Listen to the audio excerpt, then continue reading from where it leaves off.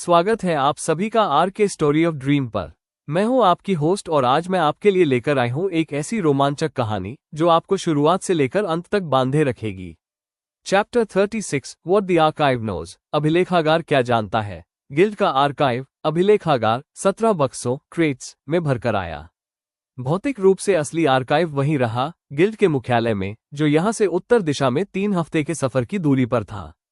जो यहां पहुंचा था वे उसकी ट्रांसक्रिप्शंस नकल थीं, कॉपियां थीं। वेलरिस ने गिल्ड की बिल्डिंग में सबसे ज्यादा ऑर्गेनाइज्ड इंसान बने रहने में अपने 43 साल बिताए थे, और उसी का नतीजा था ये 17 बक्सों का बारीक दस्तावेजीकरण, डॉक्यूमेंटेशन, जिससे धूल, पुरानी स्याही और उस जानकारी की एक अजीब घबराहट वाली गंध आ रही थी जिसे बहुत लंबे समय तक एक बहुत छोटी सी जगह में दबाकर रखा गया था। इन्हें तहखाने की लाइब्रेरी में खोलने और व्यवस्थित करने में 4 दिन लग गए। पूरे 4 दिन मैंने खुद बक्से अनपैक किए। मुझसे ऐसा करने को कहा नहीं गया था। मैं बस हर सुबह चाय लेकर पहुंच जाता और बक्सों को खंगालना शुरू कर देता, क्योंकि दूसरा रास्ता ये था कि मैं किसी और के ये तय करने का इंतजार करूं कि क्या जरूरी है और क्या नहीं, और इस मामले में मेरी अपनी एक पक्की सोच थी। चौथे दिन के अंत तक वो तहखाना अब कोई रहस्यमयी अंडरग्राउंड आर्काइव जैसा नहीं लग रहा था, बल्कि किसी स्कॉलर विद्वान के स्टडी रूम जैसा दिख रहा था, जहां एक बहुत ही महत्वाकांक्षी रिसर्च की बाढ़ आई हो। कागजातों को कैटेगरीज में छांटा गया था। कैटेगरीज को क्रोनोलॉजी, समय क्रम के हिसाब से लगाया गया था, और उन क्रोनोलॉजीज का दीवारों पर उकेरी गई आकृतियों से मिलान किया गया था। यह एक तरह का वर्किंग मैप था कि गिल्ड को क्या पता था, कब पता था, और उसने उस जानकारी का इस्तेमाल कैसे करने का फैसला किया था। 5वीं सुबह सेराफिन नीचे आए। उसने एक नज़र उस व्यवस्थित उथल-पुथल, ऑर्गेनाइज्ड केओस पर डाली और तुरंत मेरी कैटेगराइजेशन सिस्टम, वर्गीकरण प्रणाली को और बेहतर बनाने में जुट गई। हम दोनों ने बिना एक शब्द बोले 2 घंटे तक साथ साथ काम किया, और जब से मैं इस दुनिया में आया था, यह मेरे लिए सबसे सुकून भरा सन्नाटा, कंफर्टेबल साइलेंस था। तुम एक साझा और सटीक ऐतिहासिक रिकॉर्ड, यूनिफाइड हिस्टोरिकल रिकॉर्ड तैयार कर रहे हो, उसने आखिरकार कहा। कोशिश तो यही है, इसमें कमियां काफी बड़ी होने वाली है। 43 साल का वेलरिस का काम बहुत बड़ा है, लेकिन वह अकेली इंसान है। जो उसने नहीं देखा वो यहां नहीं होगा, मुझे पता है। इसीलिए मैं दीवारों के टेक्स्ट के साथ इसका मिलान कर रहा हूं। मैंने एक ट्रांसक्रिप्शन ऊपर उठाया। मिसाल के तौर पर इसे देखो, गिल्ड का अकाउंट, एशफॉल डेकेड की वजह पूर्वी रेंज में एक ज्वालामुखी के फटने को बताता है, जबकि उसी दौर की दीवार की आकृति कहती है कि यह एक आंशिक शून्य उभार, पार्शियल वॉइड इमर्जेंस था। दोनों बातें तो सही नहीं हो सकती। दीवार की आकृति अंडरग्राउंड है और गुप्त है, सेराफिन ने कहा। गिल्ड का अकाउंट वो है जो उन्होंने पूरी दुनिया को बताया। इसका मतलब किसी ने यह फैसला किया कि सच के मुकाबले बहाना या स्पष्टीकरण, एक्सप्लेनेशन, ज्यादा काम का था। मैंने उस ट्रांसक्रिप्शन को नीचे रख दिया। मैं हर उस जगह को ढूंढना चाहता हूं जहां ऐसा हुआ, हर उस पल को जब असली इतिहास की जगह एक सुविधाजनक बहाने को दे दी गई, क्योंकि उनमें से हर एक पल वो जगह है जहां सत्ता में बैठे किसी इंसान ने यह तय किया कि बाकी लोगों को उस चीज को जानने की जरूरत नहीं है जो उन पर असर डालती है। सेराफिन कुछ पल के लिए शांत रही। यह एक बहुत बड़ा काम है, उसने कहा। हाँ, इससे बहुत से लोग असहज, अनकंफर्टेबल भी होने वाले हैं। ये भी हाँ है, उन लोगों समेत जो फिलहाल सत्ता में हैं और इन सुविधाजनक बहानों के भरोसे टिके हैं। मैं इस बात से वाकिफ हूं। उसने मेरी तरफ उस एक्सप्रेशन के साथ देखा जो वह तब इस्तेमाल करती थी जब वह ये तय कर रही होती थी कि जो बात उसके दिमाग में चल रही है उसे बोले या नहीं।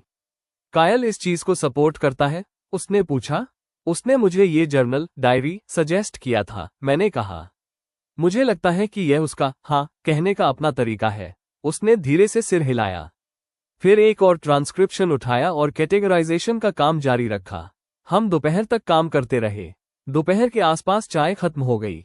मैं और चाय लेने गया और जब वापस आया तो देखा कि सेराफिन एक खास फोल्डर को लेकर बिल्कुल सुन्न स्टिल बैठी थी। उसके बैठने का अंदाज बता रहा था कि उसे कुछ मिल गया है। मैंने चाय को चुपचाप नीचे रख दिया। क्या बात है? उसने उस फोल्डर को ऊपर उठाया।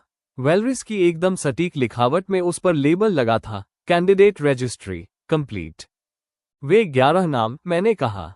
12, उसने कहा। केलम को मिलाकर उससे पहले 11। हाँ, उसने फोल्डर खोला, उसे हमारे बीच मेज पर सीधा रख दिया। 12 नाम, उनके पहचाने जाने की तारीखें, डेट्स ऑफ आइडेंटिफिकेशन, उनकी तैनाती की तारीखें, dates of deployment, final status entries, यानी किसी इंसान ने जब अपना मकसद पूरा कर लिया तो उसके बाद उसके साथ क्या हुआ, उसके लिए गिल्ड की साफ सुथरी संस्थागत भाषा। मैंने उन्हें एक एक करके क्रम से पढ़ा। पहले 10 नाम एक ही पैटर्न पर थे। बचपन में पहचान हुई, कड़ी ट्रेनिंग दी गई, 4 सदियों में अलग अलग खतरों के खिलाफ तैनात किए गए, और फाइनल स्टेटस एंट्रीज में मिशन पूरा हुआ। निजी जिंदगी में रिटायर हुए से लेकर मारे गए, किल्ड इन एक्शन, या फिर सीधे स्टेटस अज्ञात, स्टेटस अननोन लिखा था, जो थोड़ा बेईमानी जैसा लग रहा था। पर 11वें नाम ने मुझे चौंका दिया। कैंडिडेट शी Maren ASHVEIL, Maren Ashveil, identified 43 साल पहले। Blessing type resonance class, rare variant दुर्लभ संस्करण। डिप्लॉयमेंट उत्तरी सीमा का विवाद, northern border conflict. Final status killed in action, युद्ध में मारे गए। मैंने इसे 2 बार पढ़ा, फिर मैंने उसकी तैनाती की तारीख देखी। सेराफिन, मैंने कहा। मैं देख रही हूं, उसने धीरे से कहा। वेलरिस का बेटा इसी उत्तरी सीमा के विवाद में मारा गया था 43 साल पहले। हाँ, और कैंडिडेट 11, कैंडिडेट 11 को भी उसी विवाद में तैनात किया गया था। वही साल, वही इलाका, वो बिल्कुल शांत थी। Maren Ashwell, resonance class blessing, rare variant, ये खास तरह की ब्लेसिंग। वो रुकी, मैंने इसके बारे में पढ़ा है गिल्ड के पुराने ट्रेनिंग टेक्स्ट्स में। रेजोनेंस क्लास रेयर वेरिएंट का मतलब होता है कि इसे धारण करने वाला इंसान बुनियादी संरचनात्मक ताकतों, फंडामेंटल स्ट्रक्चरल फोर्सेस को महसूस कर सकता है और उनके साथ इंटरेक्ट कर सकता है। यानी हकीकत की अंतर्निहित वास्तुकला, रियलिटीज अंडरलाइंग आर्किटेक्चर के साथ मेरे सीने में कुछ अजीब सा महसूस हुआ। बिल्कुल ठंडा और सटीक। ये तो ठीक वैसी ही कैटेगरी है जैसी शून्य देवता, वॉइड गॉड की एनर्जी की है, मैंने कहा। हाँ, एक resonance class rare variant theoretically वेरत सिजिल के साथ सीधे तौर पर इंटरेक्ट कर सकता है। सेराफिन ने बात पूरी की। बिना वैसल पात्र बने, बिना किसी निशान के, उसने कुछ पल के लिए अपनी आंखें बंद की। अगर वो ब्लेसिंग रखने वाला कोई इंसान वेरत ओपनिंग के वक्त वहां मौजूद हो तो वे उस एनर्जी को गाइड कर सकते हैं, मैंने कहा। उसे एक शेप दे सकते हैं, बिना इस उभार में खुद को तबाह किए उस एनर्जी का बिल्कुल सटीक इस्तेमाल कर सकते हैं। वेलरिस को 2 लोगों की जरूरत थी, सेराफिन ने कहा। एनर्जी पैदा करने के लिए ओपनिंग की, और उसे बिल्कुल सटीक दिशा देने के लिए मारेन एशवल की, ताकि वो वही कर सके जो वो असल में चाहती थी। सब कुछ तबाह किए बिना किसी एक खास इंसान को वापस लाना। हम दोनों इस बात को समझने की कोशिश करते हुए चुपचाप बैठ गए। लेकिन मारेन तो मर गया, मैंने कहा। इस फाइल के मुताबिक तुम्हें नहीं लगता कि वो मरा है? सेराफिन ने मेरी तरफ देखा। कैंडिडेट 7 और 8 का फाइनल स्टेटस भी मारे गए, कहता है। जबकि कैंडिडेट 7 इस वक्त दक्षिणी तट पर एक अलग नाम से व्यापारी है। मुझे ये रेफरेंस 3 दिन पहले वेलरिस के पर्सनल नोट्स में मिला था और मुझे समझ नहीं आ रहा था कि इसका क्या करूं। उसने फोल्डर की तरफ देखा। गिल्ड के ये फाइनल स्टेटस एंट्रीज भरोसेमंद दस्तावेज नहीं है। तो मारेन एशवल जिंदा हो सकता है, 43 साल बड़ा, एक अलग नाम से रह रहा हो। मुमकिन है कि उसे ठीक ठीक पता हो कि वह क्या है, गिल्ड ने उसकी ब्लेसिंग का क्या किया, और उसी विवाद में मारे गए उस लड़के के साथ क्या हुआ था जहां उसे तैनात किया गया था। सेराफिन की आवाज बेहद संभली हुई और सटीक थी, जैसी उसकी आवाज तब हो जाती थी जब कोई बात बहुत बड़ी हो और उसे बहुत सावधानी से हैंडल करना हो। या फिर हो सकता है कि वह ठीक उसी वक्त मर गया हो जब फाइल कहती है, और यह सब महज एक इत्तेफाक हो। क्या तुम्हें इस इत्तेफाक पर भरोसा है? एक ठहराव। नहीं, उसने कहा। मुझे भी नहीं, हमें कायल को बताना होगा, और वेलरिस को भी, मैंने कहा। सेराफिन ने मेरी तरफ देखा।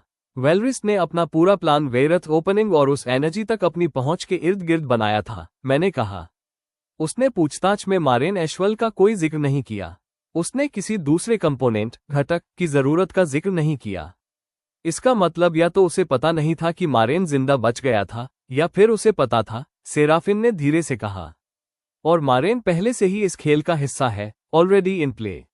सुबह की रोशनी में हम वाल्ड्रेस से पूर्वी बगीचे में मिले। उन्हें प्रशासनिक विंग में एक कमरा दिया गया था, न तो कोई जेल और न ही कोई आरामदायक गेस्ट स्वीट, बल्कि कुछ ऐसा जो इन दोनों के बीच का हो। महल के भीतर घूमने फिरने की आज़ादी, दस्तावेजों तक सीमित और निगरानी में पहुंच, और रोजाना की पूछताछ, डीब्रीफिंग के सत्र। यह उस व्यक्ति की एक विशेष और संभली हुई अधर स्थिति थी, जो एक ही समय में एक मूल्यवान संसाधन भी था और एक अनसुलझा हुआ मसला भी। वो सुबह की रोशनी में एक बेंच पर बैठी कुछ पढ़ रही थी और वह बूढ़ी लग रही थी। वैसी नहीं जैसी वो सील कक्ष सील चेंबर में दिखाई दी थी, जहां उनके दृढ़ संकल्प की ताकत ने उन्हें उम्र से परे सदाबहार बना दिया था। बस बूढ़ी, उस इंसान की एक खास थकान जो पिछले 43 सालों से एक इकलौते मकसद के पीछे भाग रहा हो और हाल ही में उसका वह मकसद उससे छीन लिया गया हो। जब हम पास पहुंचे तो उन्होंने ऊपर देखा। सेराफिन के हाथों में जो कुछ था उसे देखा। अपनी किताब बंद कर दी। मारेन एशवील, मैंने कहा। उनके चेहरे पर कुछ हलचल हुई। हैरानी नहीं, शायद राहत, एक ऐसे राज के आखिरकार किसी और के द्वारा बोले जाने की खास राहत जिसे बहुत लंबे समय तक छुपा कर रखा गया हो। बैठ जाओ, उन्होंने कहा। हम बैठ गए। मारेन वो कभी सिर्फ एक उम्मीदवार नहीं थी, वाल्ड्रेस ने कहा। रजिस्ट्री जिस तरह से उसके वरदान ब्लेसिंग के वर्गीकरण का वर्णन करती है वो सही है, लेकिन वो मेरे लिए क्या थी इसके बारे में वो रजिस्ट्री सच नहीं बताती। उन्होंने अपने हाथों की तरफ देखा। वही एकमात्र ऐसी इंसान थी जो आयरिक के बारे में जानती थी। उसकी मौत के असली हालात, बजट का विवाद, दबा दी गई वो रिपोर्ट, एक ठहराव।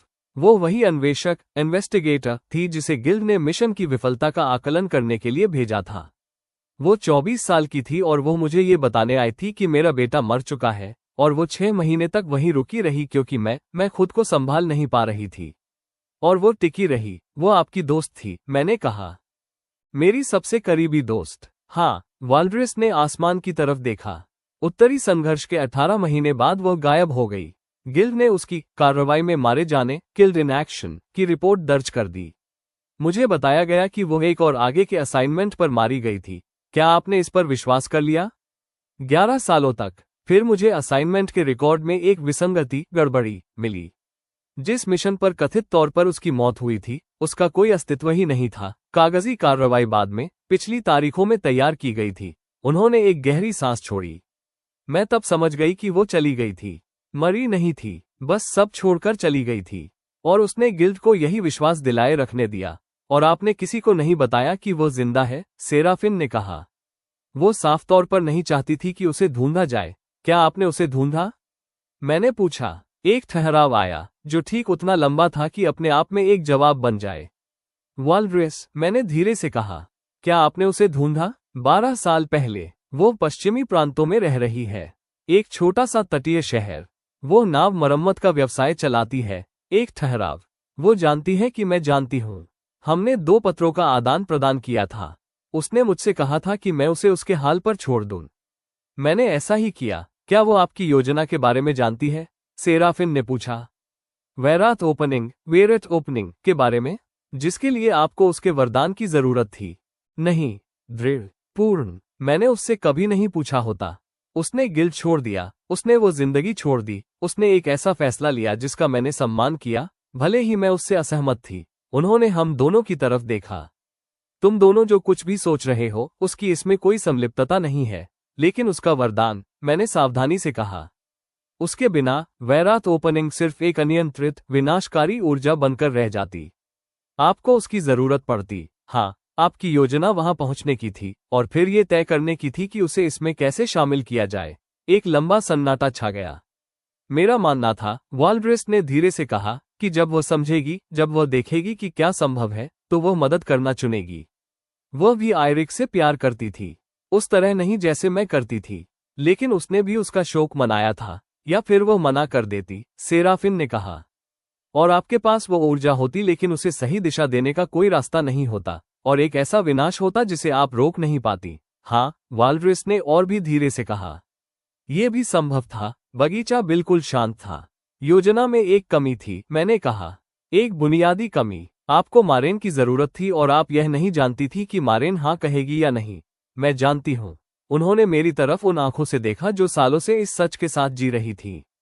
मैं सालों से यह जानती थी।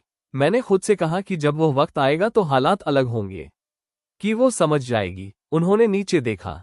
जो लोग बहुत लंबे समय तक शोक मनाते हैं वे यह मानने लगते हैं कि उनका दुख उन्हें उन चीजों की भी इजाजत देता है जिनकी इजाजत असल में नहीं होती। मैंने उस बात के बारे में सोचा जो उन्होंने सील कक्ष में कही थी। मैं जानती हूँ। मैं 20 साल से यह जानती हूँ। वो जानती थी। वो हमेशा से जानती थी। और वो इस ज्ञान को उसी तरह धो रही थी जैसे शून्य देवता, वॉइड गॉड, ने गलत दिशा को धोया था, इसलिए नहीं कि वह इसे देख नहीं सकती थी, बल्कि इसलिए क्योंकि रुकने का मतलब था उसे दूसरी बार खो देना। हमें मारेन को ढूंढना होगा, सेराफिन ने कहा। क्रूरता से नहीं, सीधे तौर पर। क्यों? वाल्ड्रेस ने पूछा। योजना खत्म हो चुकी है। ओपनिंग नहीं हो रही है। उसकी कोई भागीदारी नहीं है। उसे वापस इस सब में क्यों घसीटना? क्योंकि एक रेजोनेंस क्लास दुर्लभ variant, resonance class rare variant, आम नहीं होता, मैंने कहा। और जिस संग्रह आर्काइव को सेराफिन फिर से बना रही है, उसमें ऐसी जानकारी होगी जिसके साथ उस वरदान वाला व्यक्ति ही उस तरह जुड़ सकता है जैसा कोई और नहीं कर सकता। और इसलिए मैं रुका, क्योंकि उसने एक ऐसी जिंदगी छोड़ दी जिसके लिए वो बनी थी, और 30 साल नावें ठीक करने में बिता दिए। और मुझे लगता है कि वह ये जानने की हकदार है कि जिस वजह से उसने वो जिंदगी छोड़ी थी, अब उस वजह का समाधान किया जा रहा है। वाल्ड्रेस एक लंबे पल के लिए शांत रही। वो अपनी मर्जी से नहीं आएगी, उन्होंने कहा। उसने जिन कारणों से सब छोड़ा था, वे गिल्ड के उसके साथ किए गए व्यवहार से कहीं बढ़कर है। वह संघर्ष, जो कुछ उसने वहां देखा, जिसे वह रोक नहीं सकी, वो रुकी। उसका वरदान उसे संरचनात्मक ताकतों, स्ट्रक्चरल फोर्सेस, को महसूस करने की अनुमति देता है। उसने सबसे बुरे सालों के दौरान 300 मील दूर से सील पत्थरों के माध्यम से शून्य देवता की ऊर्जा को महसूस किया था। उसने आयरिक की मौत को किसी ऐसी चीज में एक संरचनात्मक दरार के रूप में महसूस किया था जिसका वह नाम नहीं दे सकती थी। उन्होंने मेरी तरफ देखा। उसने 30 साल चीजों को महसूस न करने में बिताए हैं। उसने 30 साल छोटी, शांत और संभालने योग्य वास्तविकताओं को चुनने में बिताए हैं। वो वापस आना नहीं चाहेगी, मैं जानता हूं, मैंने कहा। तो फिर क्यों? क्योंकि दुनिया अब बदल चुकी है, मैंने कहा। शून्य देवता स्थिर है, सील बहाल हो चुकी है। वे संरचनात्मक ताकतें जिन्हें न महसूस करने में उसने 30 साल बिताए हैं, मैंने the beneath that holds, the beneath that holds के बारे में सोचा, जो आराम कर रहा था, तनाव मुक्त हो रहा था, और फिर से सीख रहा था कि वह क्या था। वे शांत है, सदियों में पहली बार, और शायद, सेराफिन ने धीरे से बात पूरी करते हुए कहा, जो पहले असहनीय था, वो अब सहने योग्य है। वाल्ड्रेस ने एक लंबे पल तक हम दोनों की तरफ देखा। वो मेरी दोस्त है, उन्होंने कहा। वो जो भी फैसला करे, मैं उस पर कोई दबाव नहीं बनने दूंगी। नहीं, मैं सहमत हुआ। हम सिर्फ पूछेंगे, एक ठहराव। पश्चिमी तट, वाल्ड्रेस ने कहा। वेथ नाम का एक शहर। वहां एक बंदरगाह है, नाव मरम्मत के व्यवसाय का नाम है। वो खुद ही रुक गई। उनके चेहरे पर कोई नाजुक सा भाव उभर आया। उसने इसका नाम उसकी पसंदीदा मछली पकड़ने वाली जगह के नाम पर रखा था। उसने भी कभी शोक मनाना बंद नहीं किया। उन्होंने हमें वो नाम बता दिया। चैप्टर 38, कायल मेक्स एन अनएक्सपेक्टेड डिसीजन। कायल का एक अप्रत्याशित फैसला। मैंने उस शाम कायल को सब कुछ बता दिया। सब कुछ। मारेन एशवल, उसकी रेजोनेंस क्लास ब्लेसिंग, 30 सालों की उसकी चुनी हुई खामोशी, वह बंदरगाह वाला शहर, हार्बर टाउन, और एक मरे हुए लड़के की पसंदीदा जगह के नाम पर रखी गई बोट की दुकान। उसने वॉर रूम की डेस्क पर अपनी कुर्सी पर बैठे बैठे ही मेरी पूरी बात सुनी। इस बार वो खिड़की पर खड़ा नहीं था, बल्कि सचमुच बैठा हुआ था, जो अब भी अपने आप में एक नई और ध्यान देने वाली बात थी। यह एक ऐसे इंसान का पोस्चर, अंदाज था जो धीरे धीरे, बहुत सावधानी से यह सीख रहा था कि समस्याओं का सामना हर वक्त खुद को शारीरिक रूप से कड़ा किए बिना भी किया जा सकता है। जब मैंने बात खत्म की, तो वो कुछ पल के लिए शांत रहा। जो ब्लेसिंग उसके पास है, उसने कहा। Resonance class rare variant. तुमने कहा कि वो 300 मील की दूरी से भी शून्य देवता की एनर्जी को महसूस कर सकती है, वेलरिस के मुताबिक। हाँ, क्या वो दूसरी स्ट्रक्चरल ताकतों, स्ट्रक्चरल फोर्सेस, को भी महसूस कर सकती है? सिर्फ वॉइड एनर्जी ही नहीं? मैंने इस बारे में सोचा। गिल्ड के टेक्स्ट में जो डिस्क्रिप्शन है, वो काफी बड़ा है। बुनियादी संरचनात्मक ताकतें, फंडामेंटल स्ट्रक्चरल फोर्सेस, यानी हकीकत की अंतर्निहित वास्तुकला, अंडरलाइंग आर्किटेक्चर ऑफ रियलिटी। शून्य देवता की एनर्जी उसी का एक रूप है। सील स्टोन्स का काम करना दूसरा रूप है। और मैं रुक गया। ट्रीटी फ्रेमवर्क, संधि का ढांचा। कायल ने कहा। मैं उसे देखता रह गया। क्षेत्रीय विवाद, टेरिटोरियल डिस्प्यूट्स, उसने उस लहजे में कहा जैसे कोई इंसान मन ही मन सोच रहा हो जो ऊंची आवाज में सोचने में बहुत माहिर हो। उनमें से ज्यादातर विवाद बुनियादी तौर पर राजनीतिक नहीं है। वे स्ट्रक्चरल हैं, यानी नीचे की असली भौगोलिक और जनसांख्यिकीय, ज्योग्राफिक एंड डेमोग्राफिक हकीकतों को समझे बिना ही ऐतिहासिक सीमाएं थोप दी गई थी। राजनीतिक बहसें तो बस सतह पर दिखने वाली चीज है। वह रुका। कोई ऐसा इंसान जो सीधे उस स्ट्रक्चरल हकीकत को देख सके, जो ये देख सके कि असली कमियां, फॉल्ट लाइंस, कहाँ है, बजाय इसके कि दस्तावेज कहाँ कहते हैं। वो तुम्हें ये बता सकता है कि ट्रीटी फ्रेमवर्क में उन चीजों को कहाँ शामिल करने की जरूरत है जो मैप्स में है ही नहीं। मैंने धीरे से कहा, हाँ, तुम उसे रिक्रूट करना चाहते हो, मैं बस ये पूछना चाहता हूं कि क्या वो इंटरेस्टेड है। उसने कहा। उसे मौजूदा स्थिति की पूरी जानकारी देने के बाद और एक बिना किसी दबाव के फैसला, इनकोर्स डिसीजन लेने का समय देने के बाद वो रुका। देखा जाए तो वही ऑफर जो मैंने तुम्हें दिया था, एक सेस मकसद, एक ऐसा रोल जो इस बात पर बना हो कि वो असल में क्या है, बजाय इसके कि जो किसी और के लिए सुविधाजनक था। मैंने उसकी तरफ देखा। क्या हुआ? उसने कहा।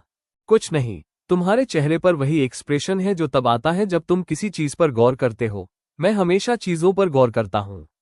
मैं एक एनालिस्ट हूं। तुम किस चीज पर गौर कर रहे हो कि तुम अब ऐसा ज्यादा करने लगे हो? मैंने कहा।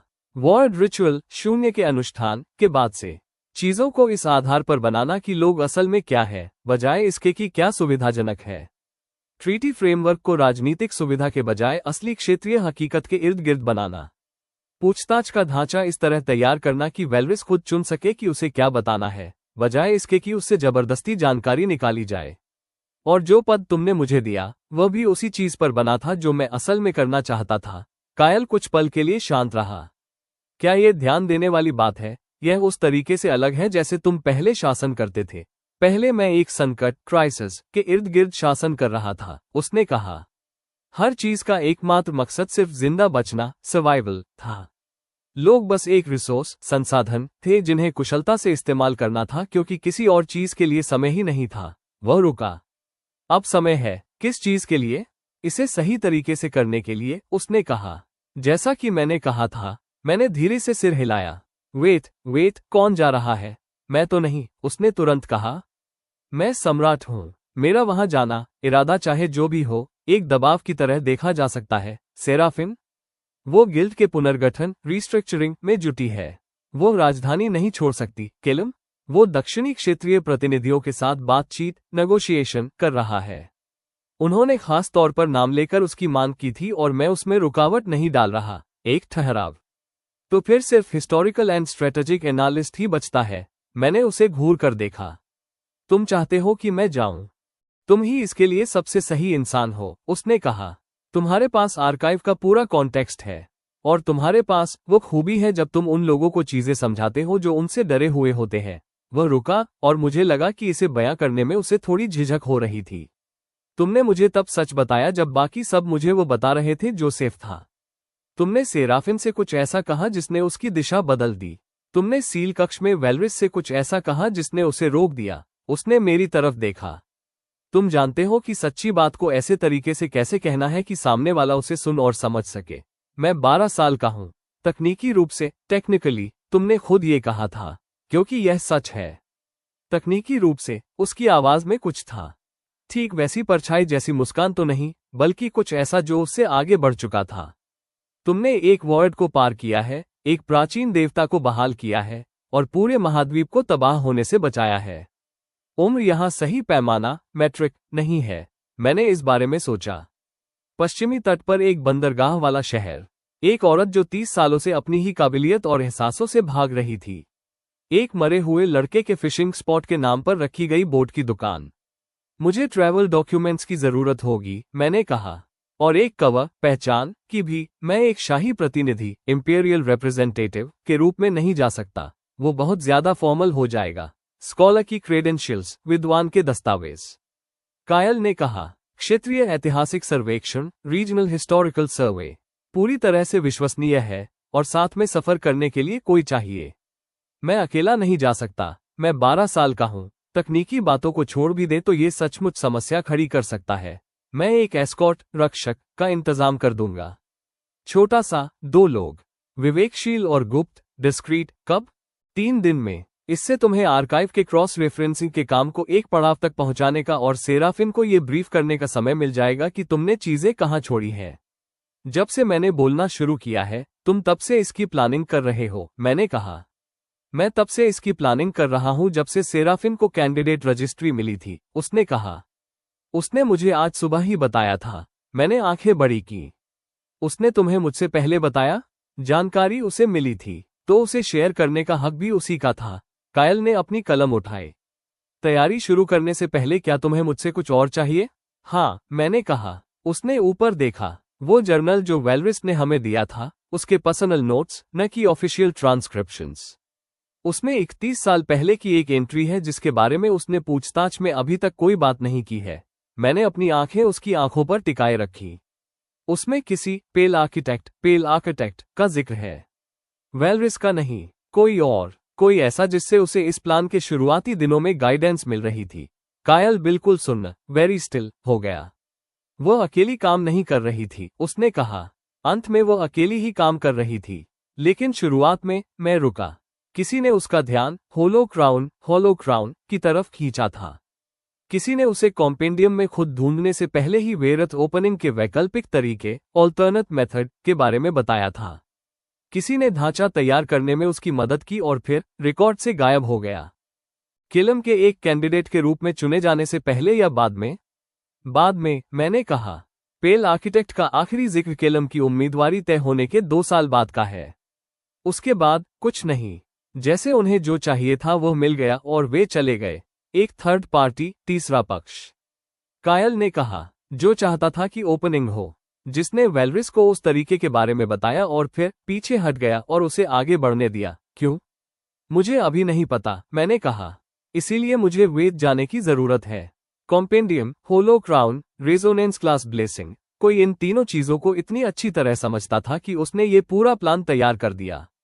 कोई ऐसा जिसके पास उस जानकारी तक पहुंच थी जो वेलरिस के पास भी नहीं थी। मैं रुका। मारेन एशवल को उत्तरी विवाद में तैनात किया गया था। जब ईरिक मरा, वो वहीं थी। उसके पास एक ऐसा एहसास है जो बुनियादी संरचनात्मक ताकतों पर काम करता है। मैंने उसकी तरफ देखा। उसने वहां कुछ देखा हो सकता है, कुछ ऐसा जो हमें बता सके कि पेल आर्किटेक्ट आखिर है कौन। वॉर रूम में गहरा सन्नाटा छा गया। तो फिर सावधानी से जाओ, कायल ने कहा। और वापस आना। मैं वापस आऊंगा, मैंने कहा। तुम हर बार यही कहते हो और मैं हर बार सही होता हूं। उसके हाथ में कलम हिली, कुछ लिखने के लिए नहीं, बल्कि बस किसी चीज को सचेत रूप से नीचे रखने की हरकत थी। हाँ, उसने धीरे से कहा, तुम होते हो। Chapter 39, 3 days before the road. सफर से 3 दिन पहले, तैयारी के 3 दिन। मैंने सेराफिन को आर्काइव की स्थिति के बारे में पूरी जानकारी दी। कौन सी कैटेगरी कहां तक पहुंची थी, किस चीज की क्रॉस रेफरेंसिंग अभी बाकी थी, और वे 3 जगहें जहां गिल्ड और सब लेवल तहखाने के रिकॉर्ड सीधे तौर पर एक दूसरे को इस तरह झुठला रहे थे कि उन पर किसी विशेषज्ञ स्पेशलिस्ट के ध्यान देने की जरूरत थी। उसने सब कुछ सुना, हर बात नोट की और फिर कहा, पेल आर्किटेक्ट वाली एंट्री। क्या तुम्हारे पास उसकी कॉपी है? हाँ। जब तक तुम वेथ में रहोगे, मैं इस सिरे से उस पर काम करूंगी। गिल्ड के आर्काइव में कुछ ऐसे पर्सनल रिकॉर्ड्स, कार्मिक रिकॉर्ड हैं जिन्हें मैंने अभी तक नहीं खोला है। अगर कोई वेलरिस को इस स्तर के रहस्यमयी और गुप्त ज्ञान, इsoteric नॉलेज के साथ गाइड कर रहा था, तो वे कहीं न कहीं से तो आए ही होंगे। तुम जिस भी चीज को खंगालो, जरा संभल कर, मैंने कहा। अगर वे अब भी एक्टिव हैं तो मैं बिना अपनी मौजूदगी का ढिंढोरा पीटे आर्काइव पढ़ना जानती हूँ, उसने कहा। तुम जाओ, मारेन को ढूंढो, मैं यहां देख लूंगी। मैंने केलम को बताया कि मैं जा रहा हूं। वो उस वक्त एक क्षेत्रीय बातचीत, टेरिटोरियल नेगोशिएशन के सेशन के बीच में था और उसने एक ब्रेक के दौरान इस खबर को उस सहजता के साथ स्वीकार किया जैसे उसने मुझसे जुड़ी किसी भी बात पर हैरान होना छोड़ दिया हो। पश्चिमी तट, उसने कहा। बोट वाला इंसान, लगभग यही। गिल्ड के पश्चिमी चैप्टर के संपर्कों, कॉन्टैक्ट्स से कुछ मदद चाहिए? आने वाले कुछ समय तक पश्चिमी प्रांतों, वेस्टर्न प्रोविंसेस में किसी से भी गिल्ड का जिक्र मत करना, मैंने कहा। पुनर्गठन का काम अभी वहां तक नहीं पहुंचा है और वह नाम अब भी कुछ ऐसे जुड़ावों, एसोसिएशंस को जगा सकता है जिन्हें हम एक्टिव नहीं करना चाहते। सही बात है। वो कुछ पल के लिए शांत रहा। रेन। हाँ, पेल आर्किटेक्ट, उसने कहा। कायल ने मुझे आज सुबह बताया था। बेशक उसने बताया होगा। किसी ने वो प्लान बनाया था जिसने वेलरिस का प्लान तैयार किया।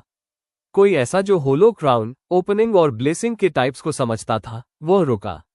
ये बहुत ही विशिष्ट प्रकार का ज्ञान, स्पेसिफिक काइंड ऑफ नॉलेज है।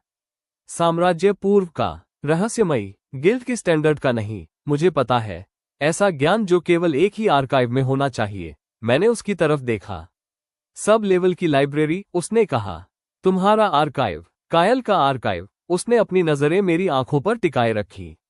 तुम्हारे यहां आने से पहले किसी ने उस आर्काइव तक पहुंच बनाई थी, या फिर उन्होंने इसके जैसी ही किसी चीज तक पहुंच बनाई थी, क्योंकि वे जो कुछ भी जानते थे वो उन्हीं सोर्सेज से आया था जो इन दीवारों पर उकेरा गया है। मैं कुछ पल इस बात को समझने के लिए खड़ा रहा। मैं सावधान रहूंगा, मैंने कहा। प्लीज, उसने इसे बेहद सादगी से कहा। कोई दिखावा नहीं, हम सब तुम्हारे वजूद के आदी हो चुके हैं। अगर यह बंद हो गया तो बड़ी असुविधा, इनकन्वीनियंट होगी। चिंता जताने का यह अब तक का सबसे केलम्मा का तरीका है जो मैंने सुना है। मैं अपनी इमोशनल वोकेबुलरी, भावनात्मक शब्दावली पर काम कर रहा हूं, उसने कहा। यह एक प्रोसेस है। मैंने आखिरी शाम सब लेवल में अकेले बिताए, दीवारों को पढ़ते हुए, किसी नई जानकारी के लिए नहीं। मैं अब तक उन्हें कई बार पढ़ चुका था, बस उनके साथ बैठने के लिए। पत्थरों पर उन लोगों द्वारा उकेरा गया 300 सालों का बेबस ज्ञान, जो ये भी नहीं जानते थे कि क्या ये काफी होगा। वो काफी रहा था, अपने आप में नहीं, उस तरीके से भी नहीं जैसा उन्होंने सोचा था, लेकिन वह यहाँ था, इंतजार कर रहा था, जिसमें वो सब कुछ शामिल था जिसकी जरूरत थी, जब तक कि कोई ऐसा इंसान नहीं आ गया जो इसे पढ़ना जानता था। मैंने पूर्वी दीवार के सबसे नीचे वेरेट स्क्रिप्ट की सबसे पुरानी परत पर अपनी उंगलियां फेरी। सौदे से पहले का टेक्स्ट, सब कुछ टूटने से पहले, द बीनीथ दैट होल्ड्स, नीचे का वो हिस्सा जो सबको थामे है, का डिस्क्रिप्शन।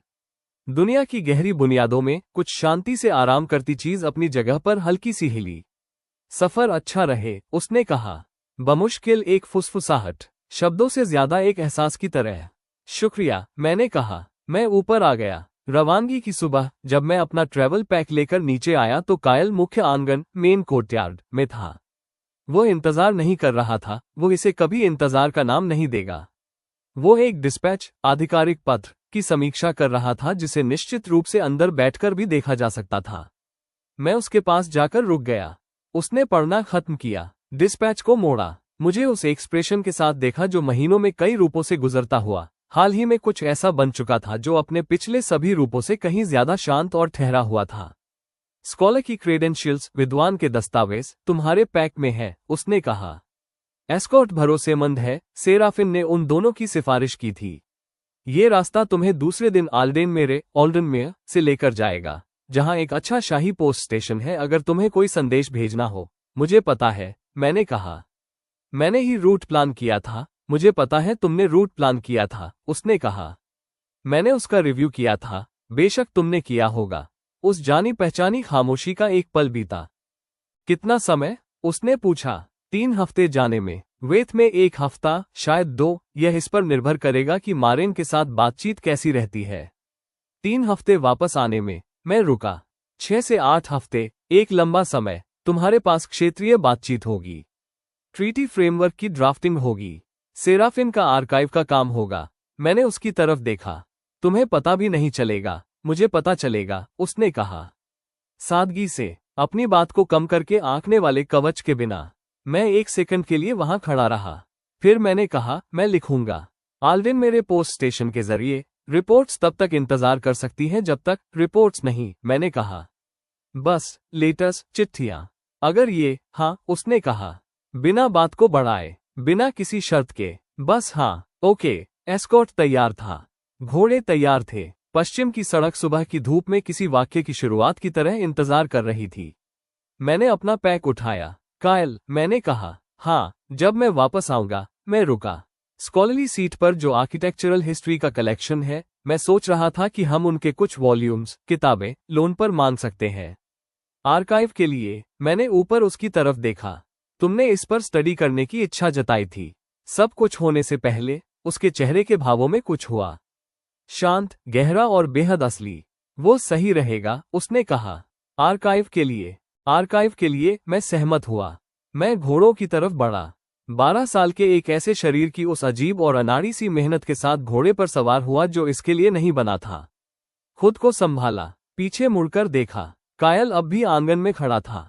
अब वो उस डिस्पैच को नहीं देख रहा था।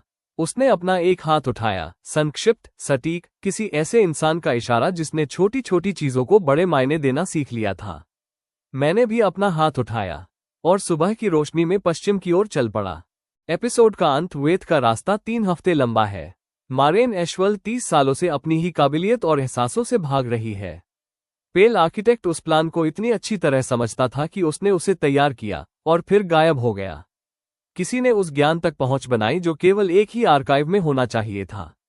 और 43 साल पहले उत्तरी विवाद में मारेन ने जो कुछ देखा था, उसी में वह धागा छिपा है जो वापस उस इंसान तक ले जाता है जो असल में पीछे से डोरियां हिला रहा था। रेन पश्चिम की ओर बढ़ रहा है। कहानी तो बस अभी शुरू हो रही है। एगल एपिसोड में देखिए the woman who stopped listening, वो औरत जिसने सुनना बंद कर दिया, अगले हफ्ते आ रहा है। सबसे बहादुरी का काम जो आप कर सकते हैं वो है उस चीज की तरफ जाना जिससे भागने में आपने अपने 30 साल बिता दिए। तो दोस्तों, अगर आपको ये कहानी अच्छी लगेगी तो हमारे इस सफर में आगे भी साथ बने रहिएगा। वीडियो को एक प्यारा सा लाइक जरूर दें और कमेंट करके मुझे बताइए कि कहानी का कौन सा हिस्सा आपको सबसे ज्यादा पसंद आया। आपके कमेंट्स मुझे बहुत हौसला देते हैं। स्वागत है आप सभी का आर के स्टोरी ऑफ ड्रीम पर। मैं हूं आपकी होस्ट और आज मैं आपके लिए लेकर आई हूं एक ऐसी रोमांचक कहानी जो आपको शुरुआत से लेकर अंत तक बांधे रखेगी। चैप्टर 40 द रोड वेस्ट, पश्चिम की ओर रास्ता। महल के बाहर की दुनिया बहुत विशाल थी। किताबी तौर पर मैं ये बात जानता था, मैंने इस बारे में पढ़ा था। नॉवेल की जियोग्राफी काफी बड़ी थी क्योंकि लेखक को प्लॉट की कंसिस्टेंसी, कहानी की निरंतरता से ज्यादा वर्ल्ड बिल्डिंग, दुनिया का निर्माण करने में मजा आया था। मैं प्रांतों के नाम जानता था, हर क्षेत्र का स्वभाव जानता था और राजधानी और स्वतंत्र इलाकों के बीच के उन आर्थिक रिश्तों से भी वाकिफ था जिन्हें कायल पिछले 4 सालों से रिस्ट्रक्चर, पुनर्गठित करने की कोशिश कर रहा था। पर जानना और खुद महसूस करना हमेशा की तरह दो अलग बातें थीं।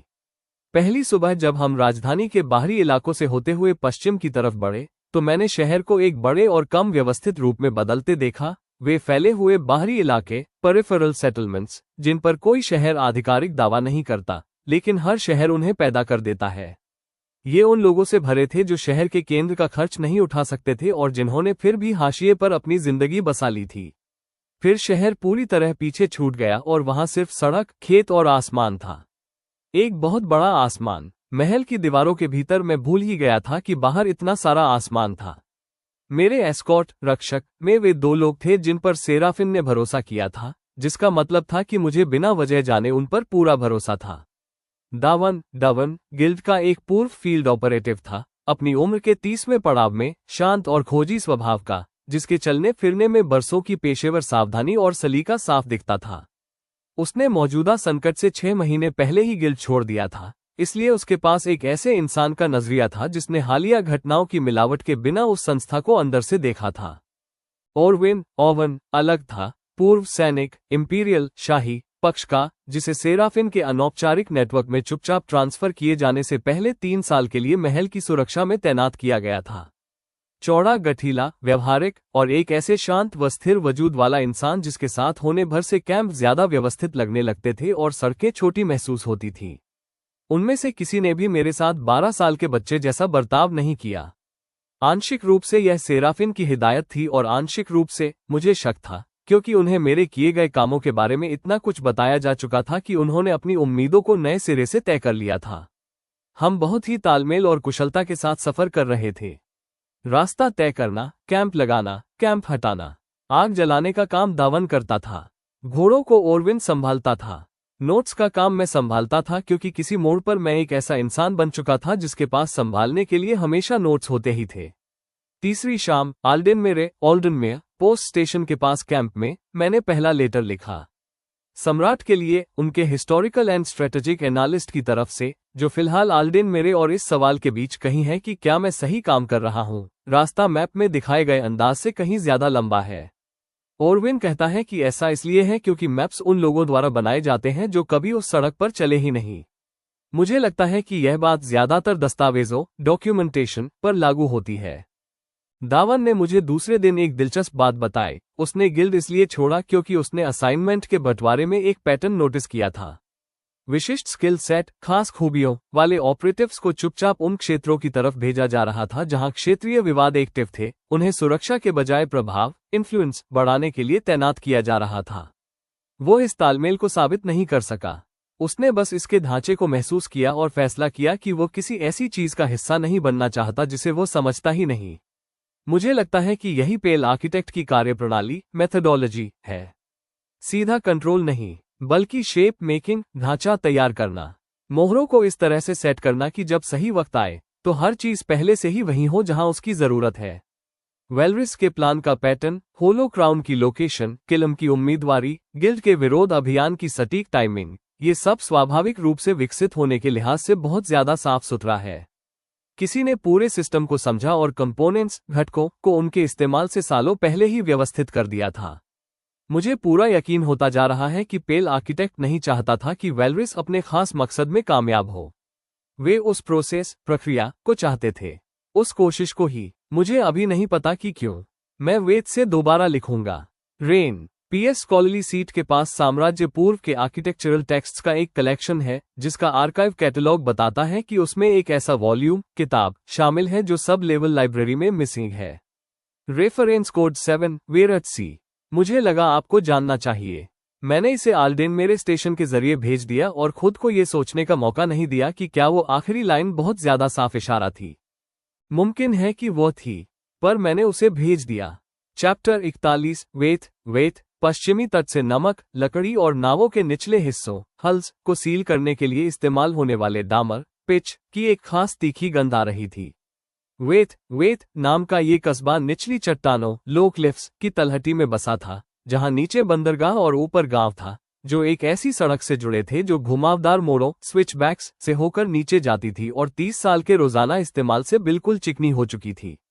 ये छोटा था, सचमुच बहुत छोटा, राजधानी जैसा छोटा नहीं, किसी प्रांतीय शहर जैसा छोटा नहीं, बल्कि एक ऐसी जगह का अपना खास छोटापन जिसने ये तय कर लिया था कि वह क्या है और उसे कुछ और बनने में कोई दिलचस्पी नहीं थी। 300 लोग होंगे या ज्यादा से ज्यादा 400। एक बंदरगाह जिसमें मछुआरों की नावें और 2 बड़े व्यापारिक जहाज थे। बाजार जो हफ्ते में 3 दिन लगते थे। एक ऐसी जगह जहां हर कोई जानता था कि दूसरे ने नाश्ते में क्या खाया है। हम 19वें दिन की ढलती दोपहर वहां पहुंचे। मैं 19 दिनों से इसी बातचीत के बारे में सोच रहा था। इसे मन ही मन टटोल रहा था, अलग अलग तरीकों को आजमा रहा था, फिर उन्हें खारिज कर रहा था। जो भी तरीका मैं सोचता, वो एक खास वजह से गलत महसूस होता, बहुत ज्यादा सीधा, बहुत ज्यादा रणनीतिक, बिल्कुल किसी ऐसे इंसान जैसा जिसने किसी के बारे में सिर्फ एक फाइल पढ़ी हो, न कि कोई ऐसा जो उससे सचमुच मिल रहा हो। सच तो ये था कि मैंने उसके बारे में एक फाइल पढ़ी थी और मुझे उससे आगे निकलने का कोई रास्ता ढूंढना ही था। नाव की मरम्मत का बिजनेस बंदरगाह के पूर्वी छोर पर था। बोर्ड पर हाथ से लिखा था, जो मौसम की मार से मटमैला हो चुका था, एरिक्स पॉइंट रिपेयर। एक वर्कशॉप जो बंदरगाह की खुली हवा में थी, जिससे लकड़ी के बुरादे, डामर और नमक की महक आ रही थी। वहां 2 नावें मरम्मत के अलग अलग पड़ावों पर करवट लिए रखी थीं और औजार एक खास व्यवस्थित तरीके से टिंगे थे जो किसी ऐसे इंसान के अंदाज को बयां कर रहे थे जो बखूबी जानता था कि उसे क्या करना है। एक औरत सबसे नजदीक रखी नाव के निचले हिस्से की दरारों को डामर और रुई से बंद कॉल्किंग कर रही थी। 66 साल। फाइल में उम्र 66 साल बताई गई थी, लेकिन उस फाइल में युद्ध में मारी गई, किल्ड इन एक्शन भी लिखा था, इसलिए मैं उसकी सटीकता को पूरे संदेह के साथ लेकर चल रहा था। उसका चेहरा ऐसा था जो कभी बहुत सी चीजों से गुजरा हो और अब कुछ बहुत ही शांत और स्थिर रूप में ढल चुका था, मिटा हुआ नहीं, कमजोर नहीं, बल्कि ठहरा हुआ। मजबूत हाथ, सलेटी बाल जो बिना किसी बनावट के पीछे बंधे थे, किसी ऐसे इंसान की बिना किसी जल्दबाजी वाली सटीकता जो बहुत लंबे समय से यह हुनरमंद काम कर रहा हो और जिसे अब अपनी मेहनत का दिखावा करने की जरूरत न बची हो। उसने हमारे आने की आहट सुनी पर काम नहीं रोका। हार्बर मास्टर चट्टान के ऊपर है, उसने कहा। बाहर से आने वालों की नाव बांधने के लिए तीसरा डॉक है। हम यहाँ नाव बांधने नहीं आए हैं, मैंने कहा। वो रुक गई, कोई ड्रामाई अंदाज में नहीं, वो बस रुक गई। दरारें भरने का औजार अब भी उसके हाथ में था और वो मेरी तरफ देखने के लिए घूमी। वो नजर लगभग 3 सेकंड तक टिकी रही। एक परख, कुछ अप्रत्याशित, अनएक्सपेक्टेड को पहचानने का भाव, और फिर उस पहचान से जो कुछ भी पैदा हुआ था उसे बहुत ही सावधानी से चेहरे पर सामान्य कर लेना। तुम बहुत छोटे हो, उसने कहा। लोग अक्सर इस बात पर गौर करते हैं। तुम्हें किसने भेजा? कोई सवाल नहीं था, एक सीधा बयान था। एक ऐसे इंसान का अंदाज जो पहले से ही जवाब जानता हो और बस यह नाप रहा हो कि मैं कितना ईमानदार रहूंगा। वेलरिस ओन, मैंने कहा। अप्रत्यक्ष रूप से उसने हमें बताया कि तुम कहाँ मिलोगी। वो चाहती थी कि मैं ये साफ कर दूं कि यह जानकारी उसकी तरफ से दी गई है और उसने इसे न चाहते हुए भी सिर्फ इसी शर्त पर दिया है कि तुम जो भी फैसला करोगी वो आखिरी होगा और उसका सम्मान किया जाएगा। मारेन ने काफी देर तक मुझे देखा। तुम क्या चीज हो? उसने पूछा, बिना किसी कड़वाहट के। तुम गिल्ड के नहीं हो, इंपीरियल स्टैंडर्ड के भी नहीं हो। दोनों के लिहाज से उम्र बहुत कम है और तुम्हारे खड़े होने के तरीके में कुछ तो। वह रुकी। अजीब, रॉन्ग है। गलत तरीके से नहीं, बल्कि उस कैटेगरी के हिसाब से अजीब है जिसमें मैं तुम्हें रखने की सोचूंगी। मैं थोड़ा उलझा हुआ हूं, मैंने कहा। क्या मैं किसी गर्म चीज, चाय के साथ इसे समझा सकता हूं? हम 19 दिनों से घोड़े दौड़ा रहे हैं। उसने दावन और ओरविन की तरफ देखा। शाही एस्कॉर्ट, इंपीरियल एस्कॉर्ट, उसने कहा। पूर्व गिल्ड, पूर्व सैनिक, मैंने कहा। फिलहाल किसी ऐसे के लिए काम कर रहे हैं जो अपना ढिंढोरा नहीं पीटता, सम्राट, उसने कहा। तुम काफी समझदार, परसेप्टिव हो। मैं अपनी पूरी जिंदगी समझदार रही हूं, उसने कहा, उस भारीपन के साथ जैसे ये काबिलियत उसके लिए कभी आसान नहीं रही थी। ये हमेशा कोई तोहफा, गिफ्ट नहीं होती। उसने नाव के निचले हिस्से को देखा, फिर मेरी तरफ। अंदर चाय है, मैं पहले इस दरार का काम पूरा कर लूं। 5 मिनट हमने इंतजार किया। उसने उसी शांत सटीकता के साथ दरार को भरा जिसका इस्तेमाल वो पिछले 30 सालों से उन चीजों पर कर रही थी जिन्हें समझने के लिए उसे बुनियादी संरचनात्मक ताकतों, फंडामेंटल स्ट्रक्चरल फोर्सेस, को महसूस करने की जरूरत नहीं पड़ती थी। जब काम खत्म हो गया तो उसने अपने औजार नीचे रखे, हमारे पास से गुजरकर वर्कशॉप के पीछे वाले कमरे में चली गई और बिना पूछे ही पानी उबलने के लिए रख दिया कि हमें क्या चाहिए। 5 मिनट बाद हम एक पुरानी लकड़ी की मेज के इर्द गिर्द सादे कपों में चाय लिए बैठे थे और वहां एक ऐसा खास सन्नाटा था जो उन लोगों के बीच होता है जो कुछ बहुत ही मुश्किल बातें कहने का इंतजार कर रहे हों। मुझे बताओ, उसने कहा। सब कुछ। बातों को घुमाना मत। तो मैंने उसे सब कुछ बता दिया। चैप्टर 42, ऑल ऑफ इट, सब कुछ। मैं काफी देर तक बोलता रहा। मारेन ने मेरी बात बिल्कुल वैसे ही सुनी जैसे किलम सुनता था, पूरी एकाग्रता से, अपना जवाब पहले से सोचे बिना। लेकिन जहां किलम आगे की तरफ झुककर खुले मन से सुनता था, वहीं वो बिल्कुल स्थिर थी। एक ऐसे इंसान का सुनना जिसने अपने भीतर आने वाली चीजों को लेकर बहुत सावधान रहना सीख लिया हो। मैंने शुरुआत खुद से की। मैं कौन था, कहां से आया था, और मैं क्या था। वो दूसरी दुनिया, वो नॉवेल, और वो पुनर्जन्म जो पूरी तरह से कोई साधारण पुनर्जन्म नहीं था। अब मैं इस कहानी को बेहतर तरीके से बताने लगा था। जब मैं इसे सुनाता था तो यह अब पूरी तरह से पागलपन जैसा नहीं लगता था। या फिर मुमकिन है कि यह अब भी पागलपन जैसा ही लगता हो और मैंने बस इस बात को स्वीकार कर लिया था। उसने बीच में टोक नहीं दिया, कोई सवाल नहीं किया, बस सुनती रही। फिर मैंने शून्य देवता, वॉइड गॉड, के बारे में बताया। पात्र चक्र, वेसल साइकिल, सील की बहाली, सील रेस्टोरेशन, होलो क्राउन और वेलरिस का असली इरादा क्या था। फिर मैंने कैंडिडेट रजिस्ट्री का जिक्र किया। उसका अपना नाम, गिल्ड ने उसकी ब्लेसिंग का क्या किया और जब उसने गिल्ड छोड़ा तो उन्होंने फाइलों में क्या दर्ज किया। उस मोड़ पर चाय के कप के इर्द गिर्द उसके हाथ की पकड़ मजबूत हो गई थी। साफ तौर पर नहीं, मैंने इस पर सिर्फ इसलिए गौर किया क्योंकि मैं उसे बहुत बारीकी से देख रहा था। फिर मैंने पेल आर्किटेक्ट का नाम लिया। उसने चाय का कप नीचे रख दिया। वो नाम फिर से कहना, उसने कहा। पेल आर्किटेक्ट, वेलरिस के पर्सनल जर्नल में इसका जिक्र है। कोई ऐसा जिसने उसके प्लान के शुरुआती दिनों में उसे गाइड किया था, जिसने होलो क्राउन और वेरथ ओपनिंग के वैकल्पिक तरीके, ऑल्टरनेट मेथड, के बारे में ऐसी जानकारी दी थी जो साम्राज्य पूर्व के आर्काइव एक्सेस के बिना किसी के लिए भी मुमकिन नहीं थी। मैंने उसके चेहरे को देखा। तुम इस नाम को जानती हो? कोई सवाल नहीं था। एक लंबा, भारी सन्नाटा छा गया। मैंने उन्हें देखा था, उसने कहा। उत्तरी विवाद में 43 साल पहले वर्कशॉप में गहरा सन्नाटा पसर गया। बाहर बंदरगाह की आवाजें आ रही थीं, पानी, रस्सियां और नावों की चरचराहट। मुझे बताओ, मैंने कहा। सब कुछ। बातों को घुमाना मत। वो लगभग मुस्कुरा उठी। पूरी तरह तो नहीं, पर लगभग। उत्तरी विवाद असल में एक मामूली सीमाई झड़प थी जिसे एक बड़े रणनीतिक अभियान का रूप दे दिया गया था, उसने कहा। ये बात तुम पहले से ही वेलरिस के जरिए जानते हो। जो शायद तुम नहीं जानते वो ये है कि मुझे वहां खास तौर पर भेजा गया था, एक इन्वेस्टिगेटर के रूप में नहीं, वो काम तो बाद में हुआ, बल्कि एक एसेट, संसाधन, के रूप में। मेरी ब्लेसिंग की वजह से। उसने अपने हाथों को देखा। गिल्ड ये जानना चाहता था कि क्या उत्तरी पहाड़ों में कोई वॉयड एनर्जी एक्टिविटी हो रही है। सील स्टोन्स की गूंज, रेजोनेंस, बढ़ी हुई दिख रही थी। वे जानना चाहते थे कि क्या ये कोई प्राकृतिक भूगर्भीय गतिविधि, जियोलॉजिकल एक्टिविटी है या कुछ और क्या वह वैसी थी? नहीं, भूगर्भीय नहीं थी। वो रुकी। कोई सील स्टोन्स को छू रहा था। शाही सहारा, इंपीरियल एंकर को नहीं। मैं उनके जरिए सम्राट की गूंज महसूस कर सकती थी, स्थिर और दूर। बल्कि कुछ और था, कुछ ऐसा जो उन्हें पढ़ रहा था, उनके ढांचे का मैप बना रहा था। ये सीख रहा था कि वे कैसे काम करते हैं। पेल आर्किटेक्ट। मैं तब यह नहीं जानती थी। मैं 33 साल की थी और मैंने कभी ऐसा कुछ महसूस नहीं किया था। वॉइड एनर्जी में एक ऐसी मौजूदगी जो बहुत सब्र वाली थी, व्यवस्थित थी, जैसे कोई बेहद पुराना दिमाग किसी बहुत ही उलझी हुई समस्या के बारे में बहुत सावधानी से सोच रहा हो। उसने मेज की तरफ देखा। मैंने उसके फिजिकल सोर्स, भौतिक स्रोत का पता लगाने की कोशिश की।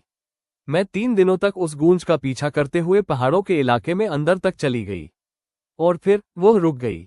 फिर क्या हुआ? मैंने बहुत संभल कर पूछा। फिर वो मेरी मौजूदगी से वाकिफ हो गया। वर्कशॉप का तापमान जैसे अचानक गिर गया। उसे पता चल गया कि मैं उसे महसूस कर सकती हूँ, उसने कहा। उसने अपना ध्यान मेरी तरफ मोड़ा। बिल्कुल वैसा एहसास जैसा तब होता है जब एक अंधेरे कमरे में कोई आपको घूर रहा हो। देखे जाने का वो खास एहसास। उसने धीरे से एक गहरी सांस छोड़ी। उसने मुझसे बात की, शब्दों में नहीं, बल्कि एक प्रभाव की तरह। उसका इरादा सीधे मुझ तक पहुंच गया। उसने मुझसे कहा। वो फिर रुक गई, इस बार और लंबे वक्त के लिए। उसने तुमसे क्या कहा? मैंने पूछा। कि यह चक्र टूटने वाला है। यह नहीं कि टूट सकता है, बल्कि टूटने ही वाला है। उसने इसका कैलकुलेशन, हिसाब कर लिया था। उसका अनुमान लगा लिया था। सील शाही निगरानी के अंदाज से कहीं ज्यादा तेजी से कमजोर पड़ रही थी। पात्र चक्र एक अस्थिरता के दौर, डिस्टेबलाइजेशन फेज में दाखिल हो रहा था। उसने मेरी तरफ देखा। उसने मुझसे कहा कि मौजूदा सम्राट इस व्यवस्था को स्थिर करने के लिए जिंदा नहीं बचेगा। 20 सालों के भीतर शून्य देवता एक अनियंत्रित उभार में जाग जाएगा। और सिर्फ एक ही रास्ता है जिसका अंत अलग होगा।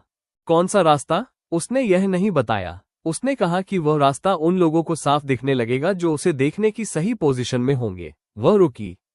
फिर उसने मुझसे एक और बात कही। क्या? उसने सीधे मेरी आंखों में देखा। वे आंखें जिन्होंने 30 साल चीजों को न देखने में बिता दिए थे, अब मुझे बेहद साफ देख रही थी। उसने मुझसे कहा कि वह इंसान जो आखिरकार इस रेजोनेंस को बहाल करेगा, वो इस कहानी के पूरी तरह से बाहर से आएगा। वो छोटा होगा और उसके पास अंत की यादें होंगी और वो उसे बदल देगा। वो रुकी। उसने कहा कि यह बात किसी को मत बताना, और जब मैं उससे मिलूंगी तो मैं खुद जान जाऊंगी।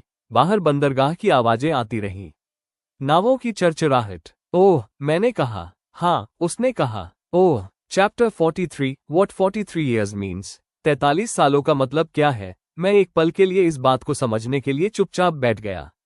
उसे पता था, मैंने कहा। 43 साल पहले उसने परिणाम का अनुमान लगा लिया था और वह जानता था कि इस कहानी के बाहर का कोई इंसान आकर इसे ठीक करेगा। हाँ, और उसने उसी अनुमान के इर्द गिर्द चीजों को व्यवस्थित किया। होलो क्राउन की जानकारी, वेलरिस के प्लान को गाइड करना, इसलिए नहीं क्योंकि वह चाहता था कि वह प्लान कामयाब हो, बल्कि इसलिए क्योंकि वेलरिस की कोशिश से कुछ ऐसे हालात पैदा होते जो असली समाधान के लिए बेहद जरूरी थे। कैसे हालात? मारेन ने पूछा। मैंने पुरानी बातों को पीछे मुड़कर देखा। बहुत तेजी से। रेड मून फेस्टिवल, कायल का उस जानलेवा हमले से बच जाना क्योंकि मैंने उसे चेतावनी दी थी। उससे बना वो भरोसा। वॉर्ड रिचुअल, शून्य का अनुष्ठान। होलो क्राउन, सील कक्ष, वो सब कुछ जिसकी वजह से वेलरिस की गिरफ्तारी हुई, आर्काइव खुला और कैंडिडेट रजिस्ट्री में तुम्हारा नाम मिला। उस कोशिश से जो कुछ भी पैदा हुआ, मैंने धीरे से कहा, उसने मौजूदा स्थिति को जरूरी जानकारियां दी। वेलरिस के 43 सालों का गिल्ड इंटेलिजेंस, आर्काइव तक पहुंच, कैंडिडेट रजिस्ट्री से तुम्हारा नाम सामने आना। मैंने मारेन की तरफ देखा। अगर वेलरिस का प्लान न होता तो हम तुम्हें कभी ढूंढ ही नहीं पाते। बिना तुम्हें ढूंढे हम पेल आर्किटेक्ट के बारे में कभी जान ही नहीं पाते। और बिना पेल आर्किटेक्ट के बारे में जाने तुम कभी यह जानने की सोच ही नहीं पाते कि वो असल में चाहता क्या है। मारेन ने बात पूरी की। वो क्या चाहता है? मैंने पूछा। वो काफी देर तक शांत रही। मुझे नहीं पता, उसने कहा, लेकिन मैं इतना जानती हूं कि वो कम से कम 43 सालों से बहुत सब्र रखे हुए है। मुमकिन है कि इससे भी कहीं ज्यादा वक्त से। और मैं ये भी जानती हूं कि वॉइड एनर्जी के स्ट्रक्चर, ढांचे को लेकर उसके पास समझ का जो लेवल है, वो फिलहाल इस दुनिया में मौजूद किसी भी चीज के लिए मुमकिन नहीं होना चाहिए जब तक कि वो खुद बहुत पुराना ना हो, मैंने कहा। जब तक कि वो खुद बहुत पुराना ना हो, वो सहमत हुई। मैंने सब लेवल की दीवारों पर उकेरी गई आकृतियों के बारे में सोचा। सबसे पुरानी परत, सौदे से पहले का टेक्स्ट, सब कुछ टूटने से पहले, द बीनीथ दैट होल्ड्स, नीचे का वो हिस्सा जो सबको थामे है, का डिस्क्रिप्शन, बिखराव, ब्रेकिंग से पहले। मारेन, मैंने बहुत संभल कर कहा। रेजोनेंस कोर, रेजोनेंस कोर, इसलिए टूटा क्योंकि ऊपर से कुछ गिरा था। मेटाफिजिकल आर्किटेक्चर, आध्यात्मिक वास्तुकला की ऊपरी परतों से, जिसने इसे चकनाचूर कर दिया था। द बीनीथ दैट होल्ड्स ने इसे ऊपर से हुआ एक स्ट्रक्चरल कोलैप्स, ढांचागत पतन, बताया था। हाँ, वॉइड गॉड ने तुम्हें यही बताया था। जो चीज गिरी थी, मैंने कहा। कॉम्पेंडियम उसे एक बहुत ही विशाल और ढांचागत चीज बताता है जो युगों युगों से कमजोर पड़ रही थी, लेकिन वो यह नहीं बताता कि वो चीज आखिर थी क्या। मैंने उसकी तरफ देखा। क्या हो अगर वो सिर्फ कोई चीज न हो जो गिरी थी? क्या हो अगर वो कोई इंसान, समवन हो? वर्कशॉप में गहरा सन्नाटा पसर गया। कोई ऐसी सत्ता जो ऊपरी परतों में मौजूद थी, मैंने अपनी बात जारी रखी, जो अस्थिर, डिस्टेबलाइज्ड हो गई, जो बीनीथ, नीचे के शून्य में गिर गई, जिसने कोर को चकनाचूर कर दिया, और जो तब से यहीं नीचे है, इस भौतिक दुनिया, फिजिकल वर्ल्ड में। तब से लेकर आज तक मैं रुका। कोई ऐसा जो वॉइड एनर्जी के स्ट्रक्चर को समझता है क्योंकि वो खुद उसी आर्किटेक्चर से बना है। कोई ऐसा जिसने इस चक्र को देखते हुए, कैलकुलेशन करते हुए और इंतजार करते हुए एक अज्ञात समय बिता दिया है। किस चीज का इंतजार? मारेन ने पूछा। उस एक शर्त का जो इस बहाली, रेस्टोरेशन को मुमकिन बना सके, मैंने कहा। रेजोनेंस कोर को केवल कोई ऐसी चीज ही रिपेयर कर सकती है जो एक ही समय में दोनों दुनिया में मौजूद हो। कुछ ऐसा जो भौतिक दुनिया और वॉइड के बीच के फासले को पाट सके। और ऐसा प्राकृतिक रूप से, नेचुरली, नहीं होता, मारेन ने कहा। नहीं, इसके लिए एक बहुत ही खास तालमेल, कॉन्फ्लुएंस की जरूरत थी। सही वैसल, पात्र, सही पल, और सही इंटरवेंशन, हस्तक्षेप। मैंने अपनी उस कलाई को देखा जिस पर अब कोई निशान नहीं था। उसने उन हालातों को तैयार किया, इंजीनियर, जिन्हें वो खुद नहीं कर सकता था, क्योंकि वो गिर चुका था, क्योंकि वो यहाँ इस भौतिक दुनिया में है और वो वापस ऊपर नहीं जा सकता। वो ऊपरी परतों तक नहीं पहुंच सकता। वो सिर्फ चीजों को व्यवस्थित कर सकता है, मारेन ने धीरे से कहा। नीचे से, और किसी ऐसे का इंतजार कर सकता है जो दोनों दिशाओं तक पहुंच सके। वो खामोशी और गहरी होती गई। तुमने रेजोनेंस कोर को बहाल कर दिया, उसने कहा। हाँ, जिसका मतलब है कि ऊपर का आर्किटेक्चर अब फिर से स्टेबल, स्थिर है, जहां तक मैं जानता हूं। हाँ, जिसका मतलब है वह रुकी। अगर वो ऊपर से गिरा था, अगर ऊपर की परतें बहाल हो चुकी हैं, अगर वह रास्ता जो उसके गिरने पर बंद हो गया था, वो अब खुला है, मैंने कहा। या खोला जा सकता है। हम दोनों ने एक दूसरे की तरफ देखा। वो घर जाना चाहता है, मारेन ने कहा। मुझे भी यही लगता है, मैंने कहा। और उसे रास्ता पार करने लायक बनाने से पहले तुमसे आर्किटेक्चर को बहाल कराने की जरूरत थी।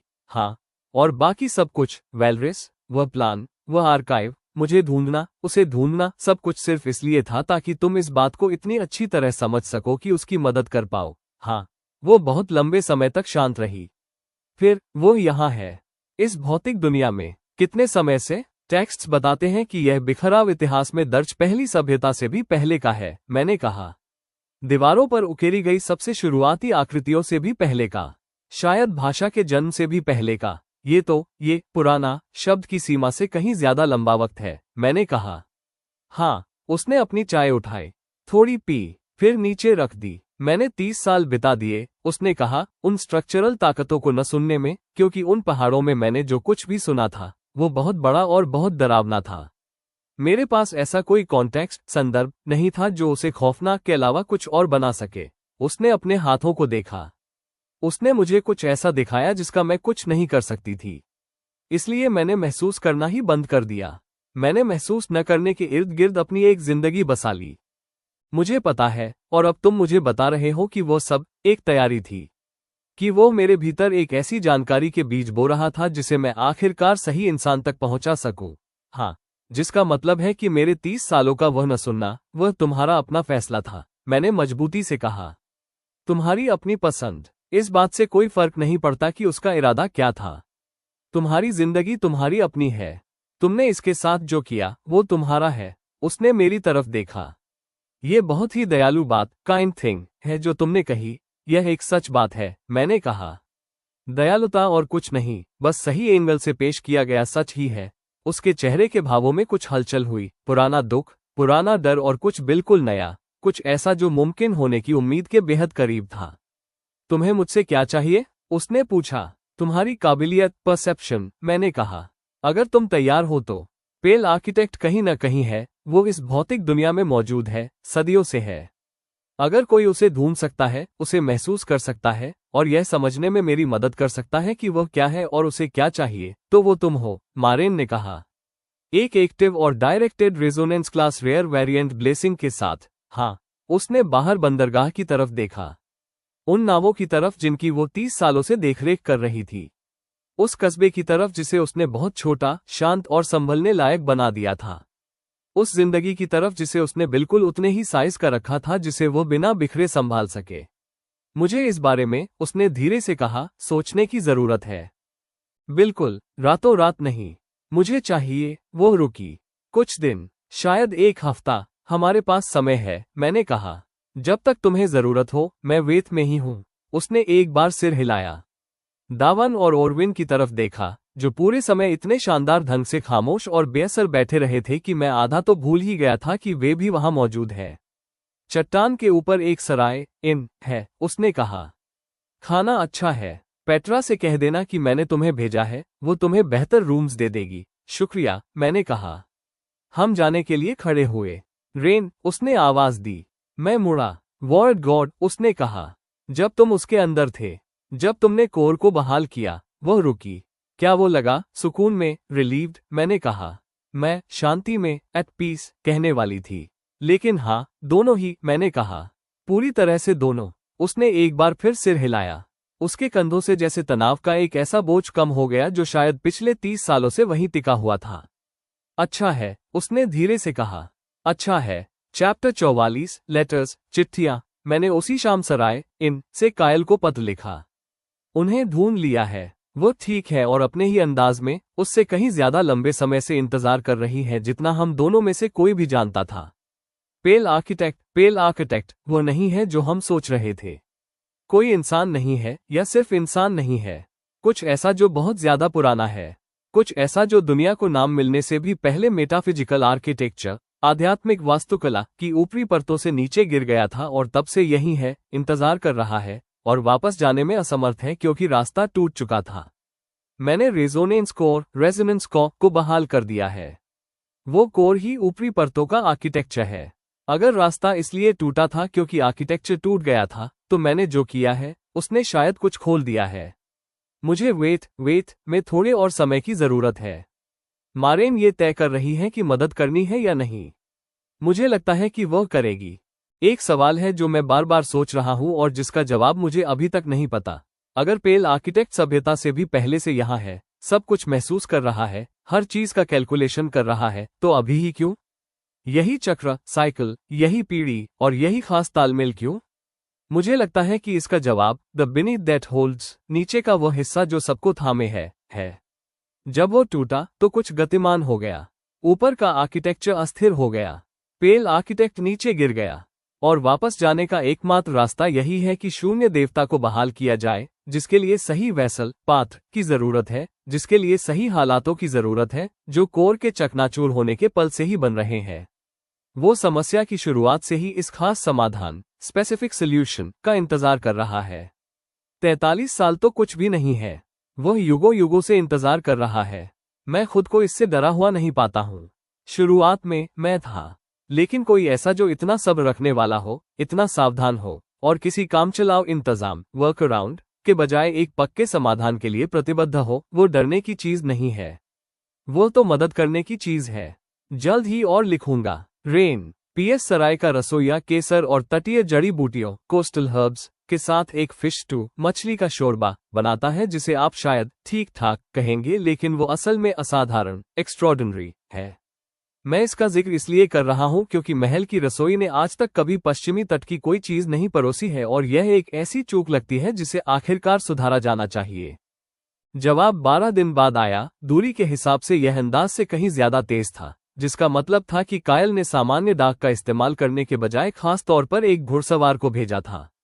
पेल आर्किटेक्ट के बारे में तुम्हारी थ्योरी उस चीज से मेल खाती है जो सेराफिन को गिल्ड के सबसे पुराने आर्काइव सेक्शन में मिली है, एक ऐसी सत्ता का रेफरेंस जिसे संस्थापक विद्वानों, फाउंडिंग स्कॉलर्स, ने आर्किटेक्ट ऑफ फॉलन लाइट गिरे हुए प्रकाश का वास्तुकार के रूप में दर्ज किया था।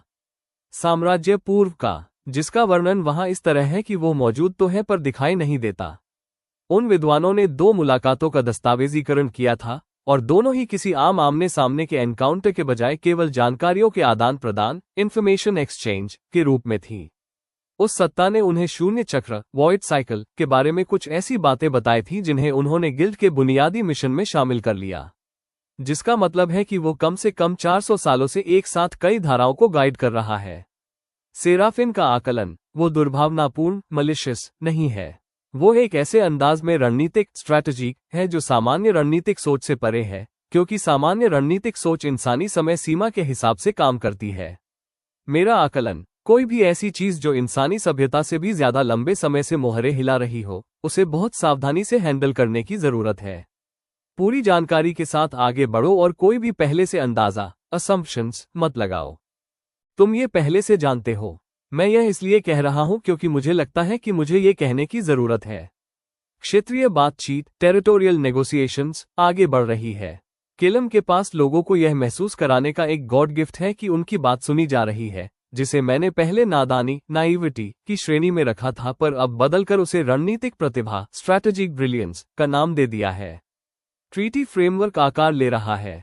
पूर्वी गवर्नर बिल्कुल उतने ही विद्रोही साबित हो रहे हैं जितना तुमने अनुमान लगाया था। स्कॉलरली सीट उस किताब को लोन पर देने के लिए सहमत हो गई है के पीएस महल की रसोई को पश्चिमी तटीय सामग्री मंगवाने के निर्देश दे दिए गए हैं। प्रधान रसोइये ने इस पर थोड़ा संदेह जताया था।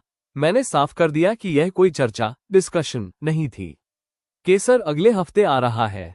मैंने इसे 2 बार पढ़ा, फिर एक बार और फिर मैंने इसे बहुत सावधानी से मोड़ा और अपने ट्रैवल पैक की अंदरूनी जेब में रख लिया, जहां मैं उन चीजों को रखता था जो सबसे ज्यादा मायने रखती थी, और मैंने खुद को ये टटोलने का मौका बिल्कुल नहीं दिया कि आखिर यही वो जगह क्यों थी जहां इस पत्र का होना लाजमी था।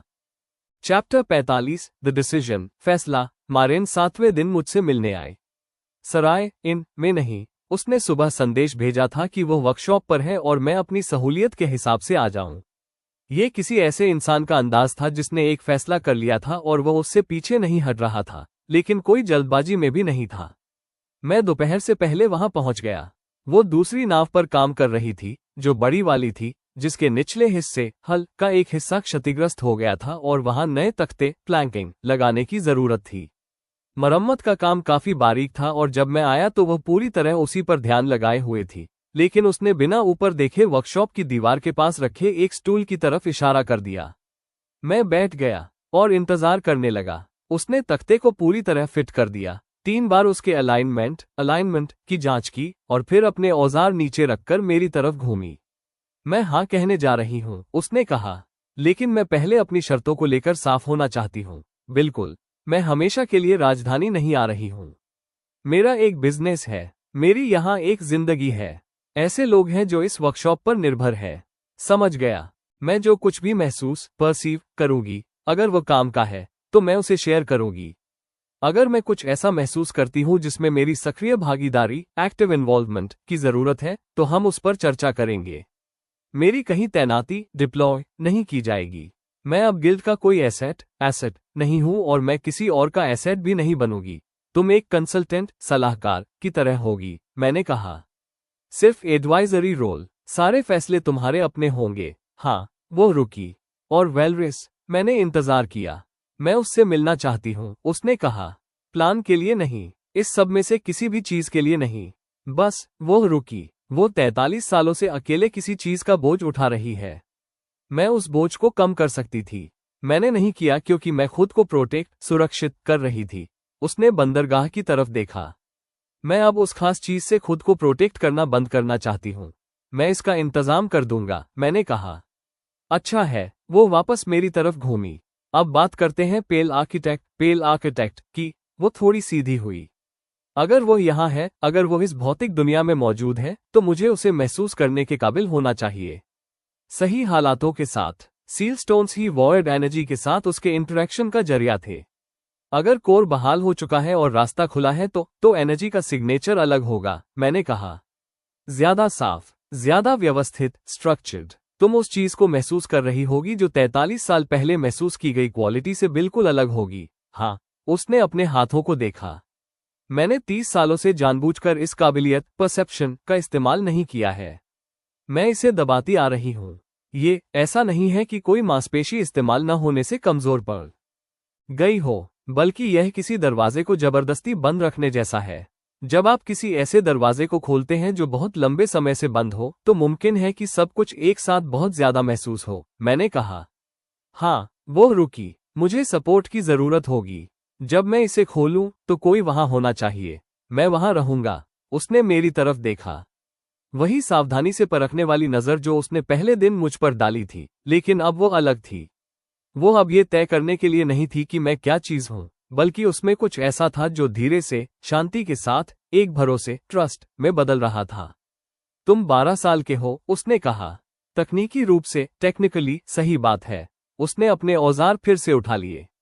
कल सुबह वापस आना, अपने एस्कॉर्ट को भी साथ लाना। अगर यह एहसास बहुत ज्यादा हावी होने लगा तो मुझे खुद को संभालने के लिए शारीरिक सहारे, फिजिकल ग्राउंडिंग की जरूरत पड़ सकती है, और वे इसके काबिल लगते हैं। वह रुकी।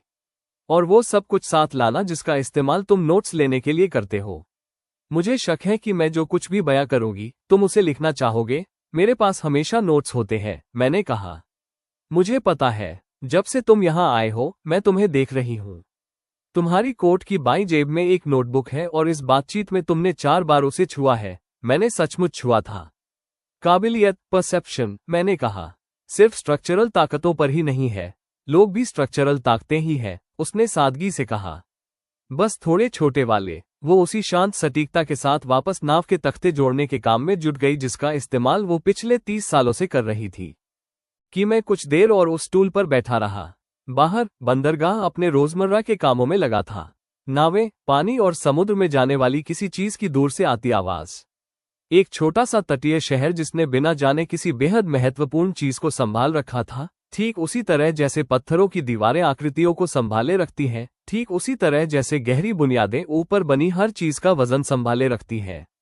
कल, मैंने सोचा, हमें पता चल जाएगा कि क्या चीज इंतजार कर रही है। पार्ट 7 का अंत मारेन एशवल दोबारा सुनने के लिए तैयार है। पेल आर्किटेक्ट दुनिया को नाम मिलने से भी पहले ऊपरी परतों से नीचे गिर गया था। रेजोनेंस कोर की बहाली ने शायद घर वापस जाने का रास्ता खोल दिया है। कल सुबह एक 66 साल की औरत उस दरवाजे को दोबारा खोलने जा रही है जिसे उसने 30 सालों से बंद रखा है।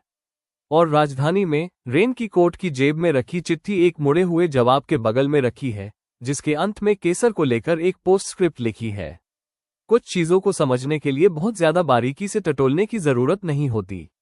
अगले भाग में हम देखेंगे the architect of fallen light, गिरे हुए प्रकाश का वास्तुकार, अगले हफ्ते आ रहा है। सबसे ज्यादा सब्र रखने वाली चीजें वो नहीं हैं जिन्होंने इंतजार करना छोड़ दिया है, बल्कि वो है जो शुरुआत से ही यह बखूबी जानती थी कि इसमें ठीक ठीक कितना समय लगने वाला है। तो दोस्तों, अगर आपको ये कहानी अच्छी लगेगी तो हमारे इस सफर में आगे भी साथ बने रहिएगा। वीडियो को एक प्यारा सा लाइक जरूर दें और कमेंट करके मुझे बताइए कि कहानी का कौन सा हिस्सा आपको सबसे ज्यादा पसंद आया। आपके कमेंट्स मुझे बहुत हौसला देते हैं।